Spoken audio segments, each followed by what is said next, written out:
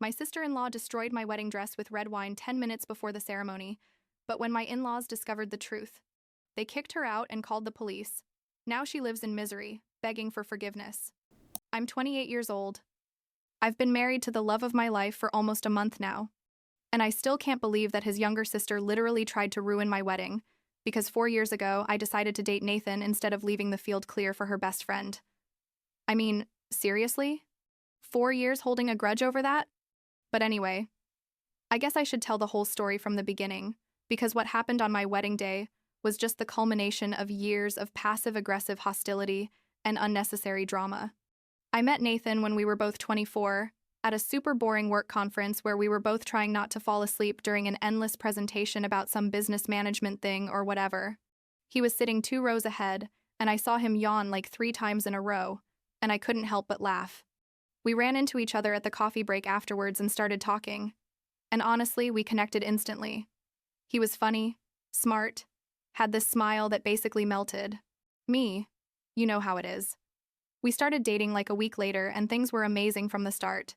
What I didn't know at that moment, because Nathan isn't the type to talk much about his past relationships, is that his sister Elizabeth had this whole elaborate fantasy about who his wife should be. Turns out Nathan had dated Elizabeth's best friend, Alexis, during college. According to what Nathan told me much later, when we'd been together for like a year, that relationship had been a total disaster, like on and off every 2 months because they just weren't compatible. Alexis wanted one thing, Nathan wanted another. They fought constantly. They'd break up, get back together because Elizabeth pressured them to work things out, and then they'd fight again. It went on like that for about 2 years, until Nathan finally said enough is enough and ended things for good. And that was like a year before he met me. But Elizabeth, who at that point was like 22 years old and apparently lived in a soap opera inside her head, never accepted that the relationship had ended. She was convinced that Nathan and Alexis were soulmates or something, that they just needed time to mature and eventually they'd get back together and she'd have her best friend as her official sister-in-law and everything would be perfect. So when I show up on the scene, I basically ruined all her plans and became public enemy number 1. The first time I met Elizabeth was about 3 months into dating Nathan. We went to a family dinner at his parents' house, who by the way are incredible people and welcomed me super warmly from day one. His mom is one of those warm ladies who makes you feel welcome immediately, and his dad is quiet but kind, the type of man who asks you how work is going and actually listens to the answer. But Elizabeth arrived late to that dinner, as she always does to get attention. I realized later, and when Nathan introduced me as his girlfriend, she literally looked me up and down, said hi in the coldest voice I've ever heard in my life, and then sat on the other side of the table and completely ignored me the rest of the night. Every time I spoke, she looked at her phone. Every time Nathan touched my hand or smiled at me, she rolled her eyes. It was awkward to the max. Nathan told me afterwards, in the car on the way home, not to worry, that Elizabeth was very protective of him and just needed time to get used to the idea of him having a girlfriend. I wanted to believe him, honestly, because the rest of his family had been so sweet to me that I thought, well, maybe it's just a matter of her getting to know me better. But months went by and things didn't improve at all. Every family gathering was the same. Elizabeth barely spoke to me. And when she did, it was with super passive-aggressive comments like, "Oh, that's a pretty blouse. Alexis has the same one," or, "Nathan, remember when you went to that restaurant with Alexis? You should take your girlfriend there." Things like that technically weren't direct insults but were clearly designed to make me feel bad. The worst part is that she constantly tried to insert Alexis into family situations. She'd invite Alexis to family dinners without telling Nathan first. She'd bring her to events where she knew I was going to be. She'd send Alexis photos of us with messages like, "Look how nice the family is." And Alexis, who apparently hadn't gotten over Nathan at all, even though years had passed, was always willing to show up and make things super awkward. There was one Christmas where Elizabeth literally bought Alexis a gift and put it under the tree at her parents' house, as if she were part of the family, and Nathan had to have a serious talk with her after that because it was already too much. Nathan's parents were aware of what was happening, obviously. His mom apologized to me like 1,000 times for Elizabeth's behavior, explained to me that her youngest daughter had always been a bit, and I, quote, difficult and spoiled, that they'd indulged her too much for being the baby of the family, and that now at 24, 25 years old, she still acted like the world revolved around her. Nathan's dad was more direct. One day he told me, "Look, I know my daughter is being a brat to you, but Nathan loves you, and we love you too. So don't let her push you away from this family." And that helped me a lot, honestly, knowing that I wasn't crazy and that they also saw what was happening. I fast forward like 2 years later. Nathan and I had been together for 4 years, and he proposed to me on a trip we took to the beach. It was perfect. Super romantic. We both cried like babies. We called our families to tell them. My parents were thrilled. Nathan's parents, too. Even my brother, who is the least sentimental human being on the planet, congratulated me. Who was the only person in Nathan's entire extended family who didn't congratulate us? Exactly, Elizabeth. Not a message, not a call, nothing. When we went to dinner at the in-laws' house a week later to celebrate, she didn't even show up. She told her mom she had plans with Alexis, which was probably true because they were surely together talking shit about me and planning ways to sabotage my life. And we started planning the wedding, and honestly, I didn't want to invite Elizabeth. I told Nathan, "Look, your sister hates me. She's treated me like garbage for 4 years. Why would she have to be at one of the most important days of my life?"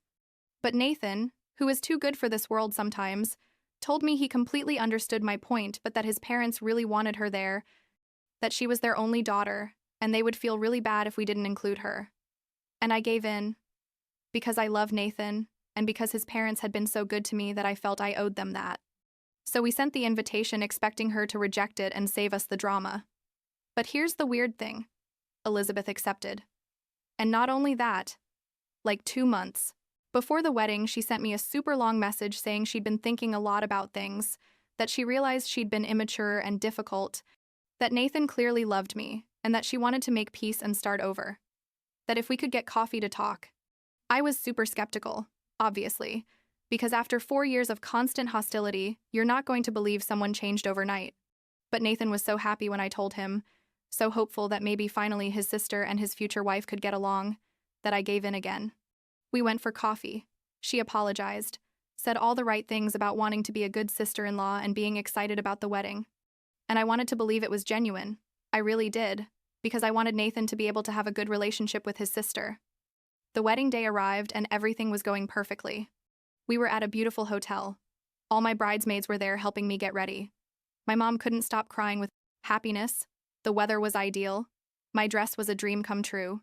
It was a classic white dress, elegant, with an embroidered bodice that had cost me a fortune but was worth every penny because it made me feel like a princess. We had everything timed perfectly. The ceremony was going to start at 4 inches the afternoon, and I was in the hotel suite finishing getting ready at like 3. Elizabeth had been surprisingly helpful and kind all day.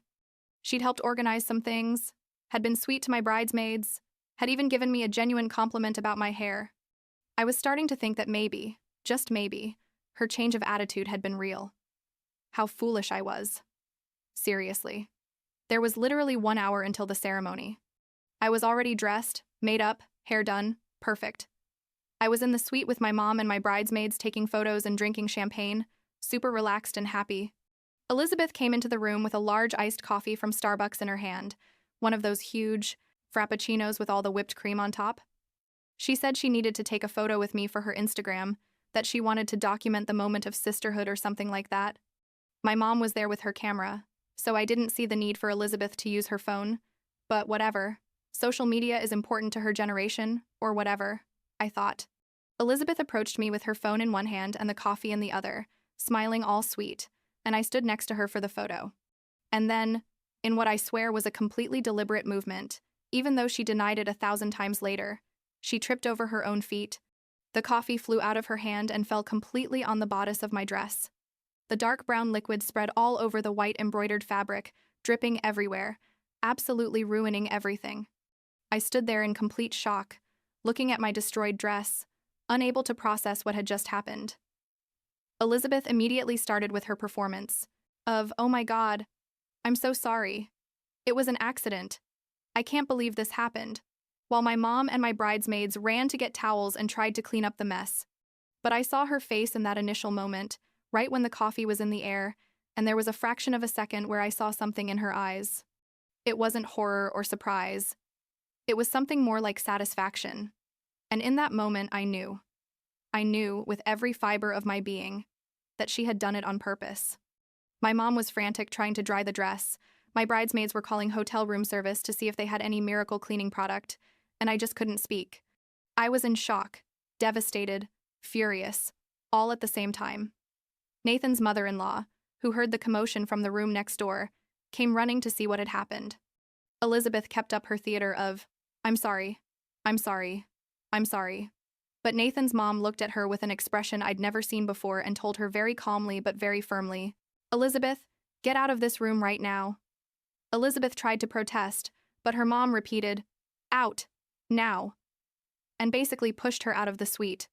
I found out later that Nathan's mom confronted her in the hallway, and Elizabeth finally admitted, only to her mom at that moment, that yes, she had done it on purpose because I didn't deserve to marry her brother, that it should be Alexis who was there, and that if she couldn't have the wedding she wanted for her brother, then no one would have it. Nathan's mom told her she was uninvited from the wedding, that she couldn't attend the ceremony or the reception, and to leave the hotel immediately or she'd call security. Meanwhile, in the suite, the hotel staff had arrived with all kinds of cleaning products and were working on my dress like their lives depended on it. My bridesmaids, who are absolutely amazing, were using hair dryers and towels and everything they could find. My mom was crying but trying to stay strong for me. I was sitting there, in my underwear and robe, thinking that my wedding was ruined, that all the guests were waiting downstairs, that Nathan was probably wondering what had happened, and that my future husband's sister had just deliberately sabotaged the most important day of my life. But here's the thing. The hotel staff and my bridesmaids are basically superheroes. They worked on that dress for 45 minutes and managed to get the stain out almost completely. There was still a very faint shadow on the bodice if you looked closely, but from a distance you couldn't tell at all. The dress was damp but wearable. I was ready to walk down that aisle and marry Nathan, even if I had to do it in jeans if necessary, but thanks to them I didn't have to. I walked down the stairs to the garden where the ceremony was going to be exactly at 4:45, 3/4 of an hour late. Nathan was pale when he saw me appear. He'd probably thought I'd changed my mind and run away or something. He told me later that his mom had briefly explained what had happened, that Elizabeth had had an accident with the dress and had been kicked out of the wedding, but that she hadn't told him the full details until after the ceremony because she didn't want to ruin his mental state before we got married. The ceremony was beautiful despite everything. I cried, Nathan cried, my parents cried, his parents cried. Basically, it was a sea of happy tears. And when the officiant said, "You may kiss the bride," Nathan kissed me like it was the last thing he was going to do in his life and whispered, "I'm so sorry about my sister. I love you." And I told him I love you too, and let's forget about her for today. The reception was amazing.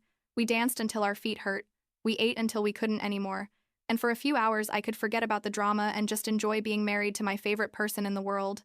But the drama, obviously, wasn't over. Nathan's in-laws, especially his mom, who was absolutely furious, cut off all communication with Elizabeth after the wedding. They told her that until she genuinely apologized to me and Nathan, they didn't want to see her or talk to her. Nathan's dad, who is normally super calm, was equally angry. They kicked her out of the house where she still lived with them because at 26 years old she hadn't been able to become independent. I guess because she'd always been too busy being a brat to focus on her own life. Elizabeth, instead of apologizing like a normal person, doubled down on her victim strategy. She started creating fake profiles on social media to harass me, sending me messages about how I had destroyed her family, how I was a witch who had manipulated Nathan into distancing himself from her, how Alexis was 1,000 times better than me. And in one of those messages, because apparently she's not very smart in addition to being cruel, she literally confessed that she had spilled the coffee on purpose. She wrote something like, "Yes, I ruined your dress on purpose. So what? You deserved it for stealing my brother and alienating me from my family." Screenshot of that message immediately. Obviously, I was fed up at that point. Nathan was devastated by his sister's behavior, but also super protective of me and completely on my side. One night, like at 2 inches the morning because I couldn't sleep, I called her from my phone. She answered, probably expecting it to be Nathan. And when she heard my voice, she said something sarcastic like, "Oh!" The bride called. And I just exploded. I told her exactly what I thought. No filters, no being polite. I told her she was a miserable and pathetic person, that she had wasted 4 years of her life obsessed with ruining my relationship instead of building her own life. That not even Alexis really wanted her because Alexis only used her to stay close to Nathan, that they were both losers who would never be happy because they didn't know how to let go of the past. I told her she had lost her family through her own fault, that her parents were ashamed of her, and that Nathan considered her dead to him. It was harsh. It was cruel. But honestly, I didn't care about being the bigger person anymore. After that call, Elizabeth disappeared. She literally disappeared. Nobody knew where she was. Her parents were frantic, calling all her friends, including Alexis, who swore she didn't know anything. Like 3 days passed, and finally, an aunt of Nathan's, his mom's sister who lives in another city, called saying that Elizabeth had shown up at her door, saying her parents had kicked her out of the house for no reason, that she was being abused by her family, basically a whole story of lies designed to get sympathy. The aunt, who didn't have all the information about what had really happened, let her stay at her house. But when Nathan's mom found out, she called her sister and told her the whole truth, including the part about the dress and the social media harassment. The aunt was horrified, confronted Elizabeth, and Elizabeth basically admitted she'd lied to have a place to stay. The aunt kicked her out immediately and told her to never lie to her again. Turns out this type of behavior wasn't new for Elizabeth. The in-laws told us, after all this, that since high school Elizabeth had had a pattern of disappearing when things didn't go the way she wanted. She'd go to friends' or relatives' houses with elaborate stories about how she was being mistreated at home, get sympathy and shelter for a few days, and then the truth would come out and she'd have to go back. And she'd done it like 5 times over the years, but they'd never thought she'd keep doing it as an adult. After the aunt kicked her out, Elizabeth ended up at Alexis's place, who was the only person willing to take her in because, surprise, surprise, the two of them were equally resentful and obsessed. Alexis had the audacity to call Nathan and try to manipulate him into forgiving his sister, saying things like, "She just wanted the best for you. She loves me and wanted us to be happy together. You and I were so good together before she showed up." Nathan hung up on her and blocked her from everything. I was so proud of him in that moment. Things got more ridiculous when Alexis started sending me messages too, trying to convince me to leave Nathan because, according to her, he had never really loved me and was only with me to fill the void she had left. I responded exactly once, telling her that Nathan and I were happily married, that she urgently needed therapy, and that if she contacted us again, we'd call the police for harassment. That shut her up for a while. Nathan and I were seriously considering taking legal action at that point. We talked to a lawyer about restraining orders and all that. Nathan suggested half-jokingly that we could report Elizabeth as a missing person just to cause her trouble, since technically her parents didn't know exactly where she was and she wasn't answering their calls. It was more of a bluff than anything, but the idea was that if the police found her and her parents told them they didn't want her back, maybe she'd finally understand that her actions had consequences. Before we could do any of that, Elizabeth showed up at her parents' door. It was like 2 weeks after the wedding. Nathan and I were still on our honeymoon in Italy when it happened. According to what they told us later, Elizabeth rang the doorbell really early in the morning, and there she was when her mom opened the door. Elizabeth looked like she'd been crying, but instead of apologizing or showing any kind of remorse, she demanded that her parents apologize to her. She told them they had kicked her out unfairly, that they had chosen a stranger over their own daughter, that she was the victim in this whole situation. Nathan's dad, who, as I said, is normally super calm and measured, told her she had exactly 10 seconds to get off his property before he called the police. Elizabeth tried the tears theater again, but neither of her parents fell for it. They literally called the police. The officers arrived and escorted Elizabeth off the property with a warning that if she showed up again without an invitation, she'd be arrested for trespassing. That finally seemed to get some reality into her head. When Nathan and I got back from our honeymoon, which was absolutely amazing, by the way, and exactly what we needed after all the stress, there was an email waiting for me from Elizabeth. It was long, super long, like 3 pages of text. It started with, "I'm sorry. I'm so sorry. I can't believe what I did." But then it turned into this twisted justification of why she'd done it. According to her, she was just being a good friend to Alexis. She just wanted her brother to be happy. She was just trying to protect her family from someone they didn't know well. Blah, blah, blah. Basically taking zero real responsibility for her actions. Nathan read it with me, and we both laughed. Honestly, it was so ridiculous, so insincere, so clearly written by someone who still didn't understand that she'd done something genuinely horrible.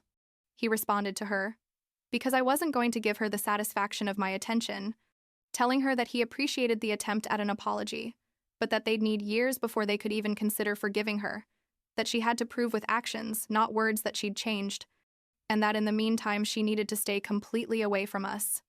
It's been like 5 weeks since the wedding now. Elizabeth is living with Alexis in a tiny apartment on the other side of town, working some part-time job because she never finished college, basically living the life she chose for herself by being so horrible. Alexis keeps posting nostalgic photos of her and Nathan on social media, as if that's going to make him suddenly realize he made a mistake marrying me. It's pathetic. Honestly, the in-laws have been incredible through all this. Nathan's mom comes to visit us like twice a week, brings us food, tells us embarrassing stories about Nathan when he was a kid. Basically, she's the dream mother-in-law I always wanted. Nathan's dad helped us move into our new house and told me he always knew I was the right one for his son, that he could see it in the way Nathan looked at me. It made me cry. I'm not going to lie. Nathan and I are focused on building our own life together. We just adopted a dog, a golden retriever who is basically our first baby. We're decorating our house, planning trips, talking about our future, about when we want to have real kids. And honestly, Elizabeth and Alexis don't even cross my mind most days. When they do, it's more like a reminder of what we left behind, of the toxic drama that's no longer part of our lives. Will I ever forgive Elizabeth? I don't know. Maybe someday, if she really changes and shows years of different behavior.